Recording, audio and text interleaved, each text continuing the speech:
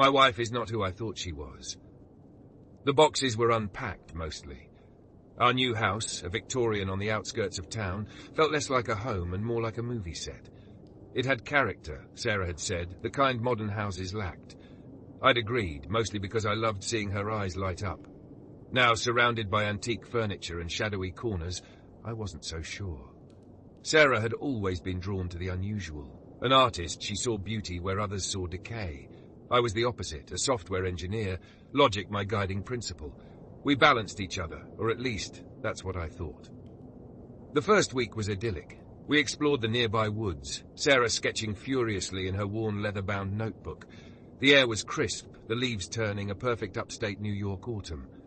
But then, the nights changed. I woke to find Sarah gone. Not just out of bed, but gone from the room. The first time I found her downstairs, standing by the window, staring into the darkness. When I asked what she was doing, she just said, listening. Listening to what? I'd asked, pulling her back to bed. The woods, she'd whispered, her eyes distant. It happened again the next night, and the night after that. Each time she was further away from the house, once even standing at the edge of the woods. When I managed to wake her fully, she had no memory of it. Then came the nightmares. Not hers, mine. I'd wake up in a cold sweat. The same image burned into my mind, a circle of cloaked figures around a bonfire, their faces obscured by shadows, chanting in a language I didn't understand. I dismissed it as stress. The move, the new job, Sarah's episodes. But the feeling of unease lingered, a knot tightening in my stomach. One afternoon, rummaging through boxes in the attic, I found a stack of old newspapers. The headline on one caught my eye. Local woman missing. The woman's name was Emily Carter. She'd disappeared a year ago without a trace. The article mentioned she was last seen near the Blackwood property. Blackwood, Sarah's maiden name. I hadn't known Sarah long before we got married. We met online, fell hard, and the rest, as they say, was history. I knew she was estranged from her family. She never talked about them, only saying her mother lived in a remote cabin and they weren't close. Something felt wrong. Deeply wrong. That evening I asked Sarah about Emily Carter. Emily who, she asked, her brow furrowed. Emily Carter, the woman who went missing last year. She paused, her expression unreadable. I don't think I knew her. I showed her the newspaper clipping. She glanced at it, then handed it back. Honey, this was a long time ago. I barely remember what I had for breakfast. I didn't push it, but the seed of doubt had been planted. Sarah started spending more time in the woods. She said she was sketching, but her behavior was strange. She'd leave early in the morning, returning late in the afternoon, her clothes covered in dirt, her eyes different. I confided in Thomas, my best friend from work. He listened patiently, then said, Mark, you're probably just stressed, but if you're really worried, maybe you should talk to someone. So I did. I found a therapist, Dr. Albright. He was a good listener, but his advice felt generic. Manage my stress, communicate better with Sarah. Easier said than done. One evening, Mrs. Gable, our elderly neighbour, stopped by with a welcome basket.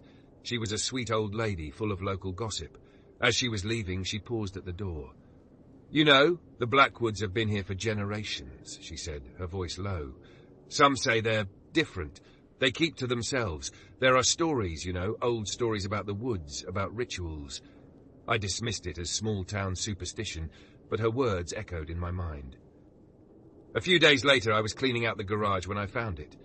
A hidden box tucked away behind a stack of old tires. Inside, I found a ritual knife, its blade tarnished with age, a book written in a language I didn't recognize, and a photograph. The photograph showed Sarah, younger, standing with a group of cloaked figures in the woods. The same figures from my nightmares. I felt a chill run down my spine. This wasn't just stress. This wasn't just a coincidence. Something was terribly wrong. I called Detective Harding, the detective who had worked on the Emily Carter case. He agreed to meet me. We never closed the Carter case, he said, his eyes grim. The Blackwood property was always a point of interest. We had our suspicions, but we never had enough evidence. He asked me about Sarah, about her behavior, about her family. I told him everything. I need to be honest with you, Mr. Olson, he said. We've had other disappearances in the area over the years, all around the same time of year. They all have one thing in common, a connection to the Blackwood family. He asked if I could get him anything from Sarah. anything that could help them reopen the case. That night, Sarah seemed different. More attentive, more loving. She cooked my favorite meal. She laughed at my jokes. It was like the Sarah I had fallen in love with had returned. But I couldn't shake the feeling that it was an act. After dinner, I decided to confront her. I couldn't live with the lies, the secrets any longer. "Sarah, we need to talk," I said, my voice trembling. She looked at me, her eyes wide and innocent. "Of course, honey. What's wrong?" I showed her the photograph. Her face paled. "Where did you get this?" she whispered. "It doesn't matter. What does matter is who these people are. What were you doing with them?"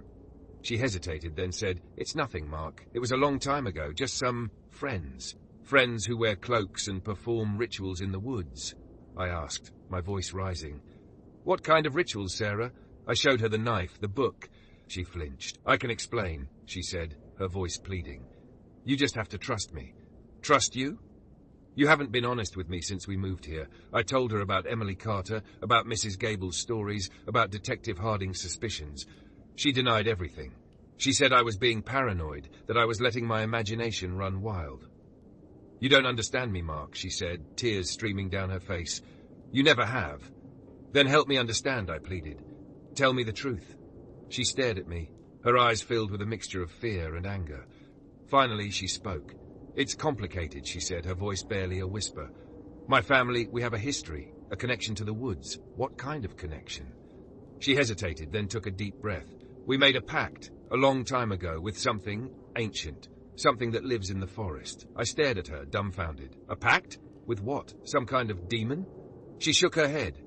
"It's not that simple. It's a force, a power. It grants us certain abilities, but in return it demands sacrifice." My blood ran cold. Sacrifice? What kind of sacrifice? She looked away, unable to meet my gaze. Emily was a sacrifice," I gasped, my heart pounding in my chest. "You killed her? You were involved in her death?" "No," she cried. "I didn't want it to happen, but it was necessary to maintain the balance." "The balance? What are you talking about?" She turned to me, her eyes wild with desperation. "The pact requires a sacrifice every so often, to keep the power flowing. But there's another way." "What other way?" "A child," she said, her voice barely audible. "If I can conceive a child, the sacrifice is no longer needed. But if I can't..." She looked at me, her eyes filled with a chilling realization. "Then I become the sacrifice." I stared at her, horrified. The woman I loved, the woman I had married, was not who I thought she was. She was part of something dark, something ancient, something evil. "You're insane," I whispered. "You're completely insane." She reached out to me, her hand trembling. "Don't you see, Mark? We can be powerful. We can have everything we ever wanted. All you have to do is join me." I recoiled from her touch. "Get away from me." She lunged at me, her eyes filled with a manic intensity. "Don't you understand? This is our destiny." I pushed her away, knocking her to the ground. She scrambled to her feet, her eyes blazing. "You can't escape it, Mark," she hissed. "It's in your blood now. You're part of it, whether you like it or not." I grabbed a chair and held it in front of me like a shield. "Stay back." She laughed, a chilling, inhuman sound.